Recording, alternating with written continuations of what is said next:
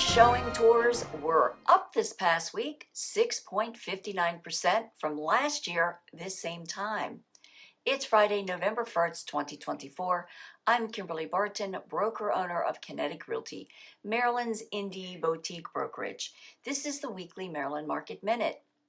Despite higher buyer activity, new contracts are actually down 9.1% to 1,449.